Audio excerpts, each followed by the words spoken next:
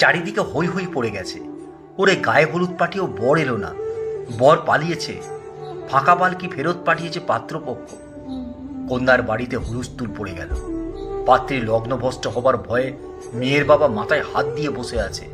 পাড়ার দাদা কাকারা জমিদার কন্যা ব্রজসুন্দরীর জন্য বুড়ো হাবরা দোজবড়ে যা হোক একটা বর খুঁজতে বেরিয়েছে।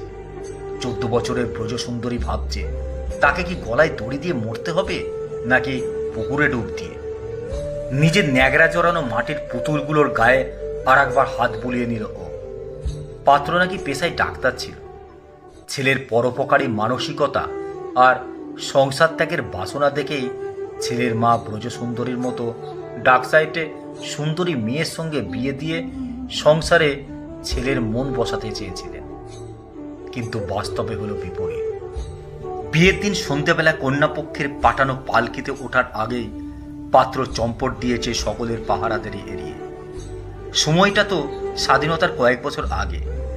সাহেব সুবই তখন দেশ ভর্তি। ব্রজসুন্দরীও মোটা কাপড় পরব, বিদেশি কাপড় বর্জন করব, এই দলের নাম লিখিয়ে সকলের সঙ্গে চরকাও ঘুরিয়েছিল। মেয়েদের তখন লেখাপড়া শেখার মতো পাপ আর কিছুই নেই। মেয়েদের আলাদা স্কুলও তখন কোটালপুরে তৈরি হয়নি। ব্রজসুন্দরীর দাদুর দানের স্কুল বলেই ওকে শিক্ষকরা কিছু বলেনি। তবে ক্লাস 7 পরেই চারিদিকে কথা উঠল, বয়স্ক মেয়ের বিয়ে না দিয়ে ছেলেদের সঙ্গে স্কুলে পাঠাচ্ছে ভবতোষ সামন্ত। ছি ছি, কি লজ্জার কথা। ব্রজসুন্দরীর স্কুল বন্ধ হলো। বিয়ের জন্য পাত্র দেখা শুরু হলো। নিজের বইগুলোকেও আরেকবার আঁকড়ে ধরল ব্রজসুন্দরী। লগ্নভ্রষ্টা মেয়ের বাবা মাকে কিংবা মেয়েকে পৃথিবী থেকে চলে যেতেই হবে, না হলে ওদের এক ঘরে করে দেবে, জল আলাদা করে দেবে। আরও ছোট ছোট ভাই বোনেদের কথা ভেবে ব্রজসুন্দরী নিজের মৃত্যুকেই শ্রেয় মনে করল। মা বলতো, আমার ব্রজ এত ফর্সা, এত সুন্দরী, আমিও আমার ব্রজর জন্য একটা টুকটুকে বর আনব। কালো ছেলে আমার ব্রজর পাশে বড় বেমানান। বর কেমন হয় তা পুতুল খেলায় বুঝেছে। এতকাল তো আমলাবালার ছেলের সঙ্গে ব্রজসুন্দরীর মেয়ের বিয়ে হয়েছে, তাই ব্রজ খুব ভালো করেই জানে বিয়ের পর একটা লোকের সঙ্গে বাবা মাকে ছেড়ে চলে যেতে হবে। যার সঙ্গে যেতে হবে সেই হবে ব্রজর বর। কিন্তু এত সুন্দরী দুধে আলতা রঙের মেয়ের যে বর জুটবে না, সেটা বোঝায় কোটালপুর গ্রামের কেউই জানত না। বেনারসিটা খুলে হালকা হয়ে তুলে উঠে গলায় কাপড়টা জড়াবে ব্রজ। কাকিমা খুড়িমারা বলে গেছে, অলক্ষণে মেয়ের কপাল গো।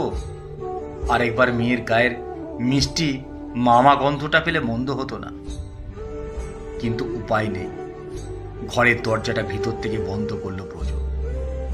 পিছন ফেরার সঙ্গে সঙ্গে শঙ্খ আর উলুধ্বনিতে গম গম করে উঠল সামন্তদের জমিদার বাড়ির প্যান্ডেল বাঁধা উঠোন চত্বর।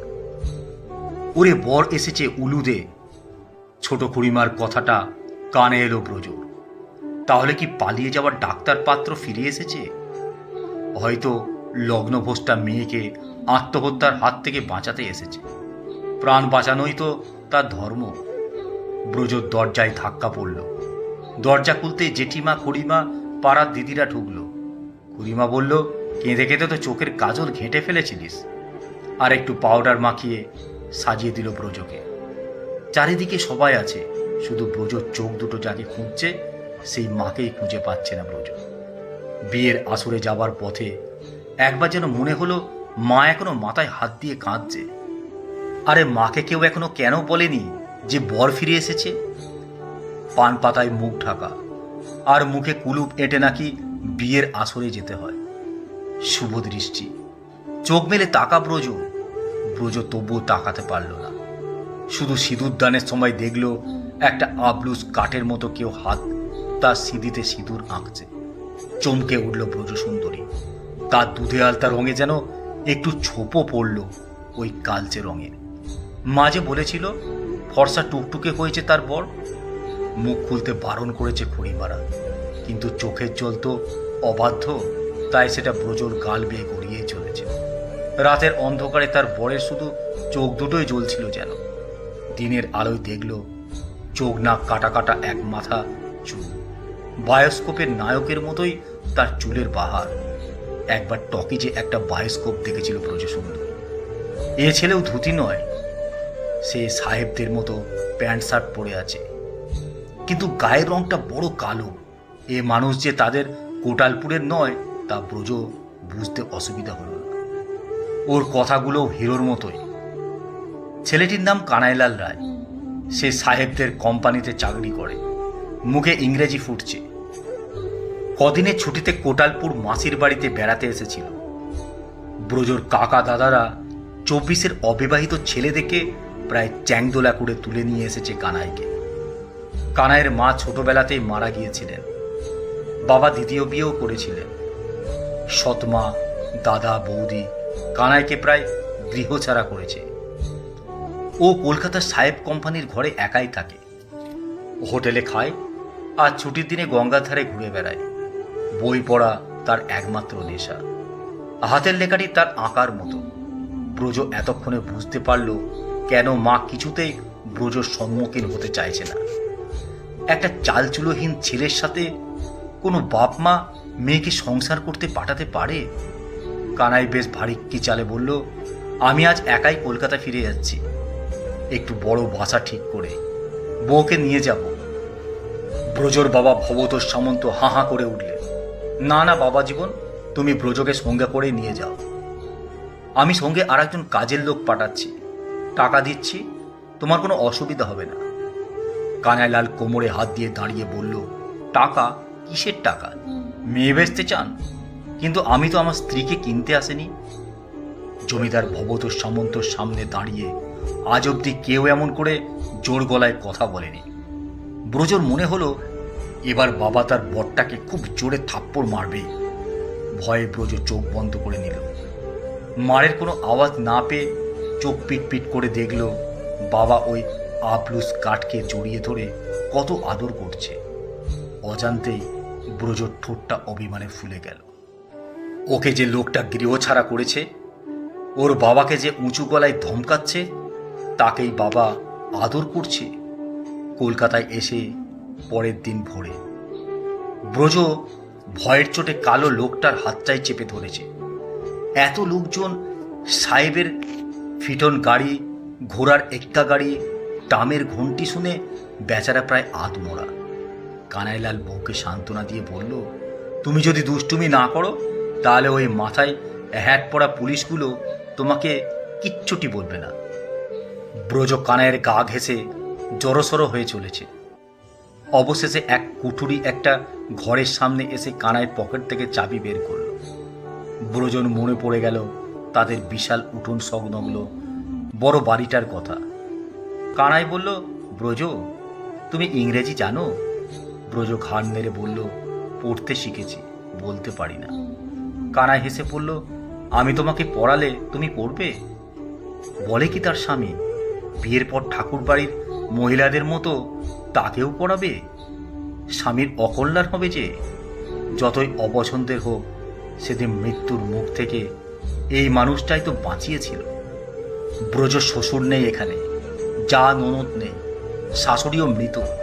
শুধু এই অপরিচিত মানুষটাই সম্বল এই বিশাল শহরে। কানাই ব্রজকে ঘরে ঢুকিয়ে দিয়েই বেরিয়েছে প্রয়োজনীয় কিছু টুকিটাকি কিনতে। ব্রজর সঙ্গে যে বড় ট্রাঙ্কটা ছিল সেটা খুলেই ব্রজ বুঝেছে মা ওর জামা কাপড় ছাড়াও কিছু নিত্য প্রয়োজনীয় জিনিস ভরে দিয়েছে। ব্রজ এই বছরে রাজস্বলা হয়েছে, তাই লজ্জাবোধটাও এসেছে মনে। কানাইয়ের একটাই কাঠের আলমারি, তাতে বই খাতা থেকে জামা কাপড় সর্বত্র বর্তমান। ব্রজ এক মনে ঘরটাকে গুছিয়ে চলছে। কাঠের তক্তাতে নতুন চাদর বিছিয়ে কাঠের টেবিলে চীনামাটির ফুলদানিটা ঝেড়ে গুছিয়ে রাখলো। কানাই একটা ব্যাগে করে অনেক কিছু কিনে এনেছে। ঘরে ঢুকেই বলল, আমি কি ঠিক ঠিকানায় এলাম? এত গোছানো ঘর তো এই সর্বান নয়। কোনো পুরুষের সঙ্গে এই প্রথম এত কাছাকাছি রয়েছে ব্রজ। তবে মানুষটাকে আর ভয় করছে না। মেটে চচ্চড়ি আর ভাত, ডাল, সবজি কিনে এনেছে ও। দুজনে বসে খেয়ে নিল। শুরু হলো ব্রজর পুতুল খেলার সংসার, যে সংসারে কারো চোখ রাঙানি নেই, শুধু কানাইয়ের প্রশ্রয় আছে। নতুন হাড়িতে যেদিন ব্রজর প্রথম ভাত রাঁধল, সেদিন কানাই তৃপ্তির ঢেকুর তুলে বলেছিল, আমার মতন অপদার্থ আবার এমন রাজকন্যার মতন বউ, এমন তার রান্নার স্বাদ দ্রৌপদী হার মানবে। লজ্জায় রাঙা হয়ে উঠেছিল ব্রজর গাল দুটো। কদিন পরে এক মেম সাহেব এসে হাজির। সে নাকি বিকেলের দিকে ব্রজকে পড়াবে।